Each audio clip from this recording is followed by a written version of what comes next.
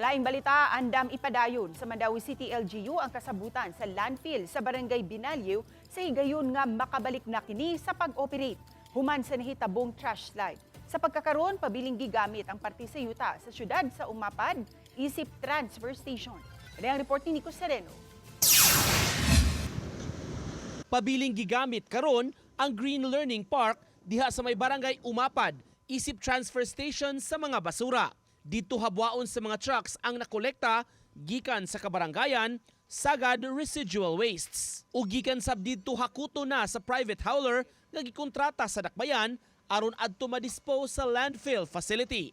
Kagahapon sa sesyon sa konseho, gipasabot ni Architect Araceli Barlam ang mga city officials sa gihimo sa LGU sukad bidahili ang Binalyo landfill nga dugay nakakontrata sa syudad. Sa nahitabo, dunay mga sugyot ang DENR sa alternatibo nga labayan sa basura. Kini ang ilang giistudyuhan pag-ayo, una mihimo og kasabutan tali sa private hauler.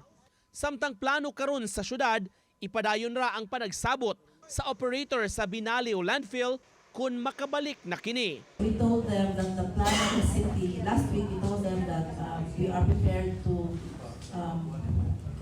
sabay nila for the next 3 months until they recover. So they agreed with the 3 months, kay conservative daw na, but they intend to recover sooner than 3 months. Sa transfer station, nabantayan namo nga daghan ang mag-atang kada abot sa mga trucks nga mag-unload sa karga. Nalipay kining pipila ka mga pamilyahan nga makakwarta usab karon niining temporary setup sa dakbayan. Susama kuno kaniadto nga ang dapit usa pa ka dump site nga kahinumduman gipasirad ana sa DENR. Sa kwarta sa tay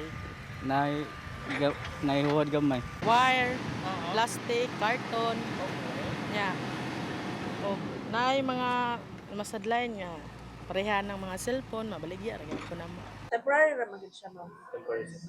But we have to be clear ha, wala hilabti ang na-close nga area katong gi-close ni DNR. That was closed gyapon na siya karon. It's just part of the property sa city. Uban ni Godfrey Relien, Nico Sereno, Balitang Bisdak.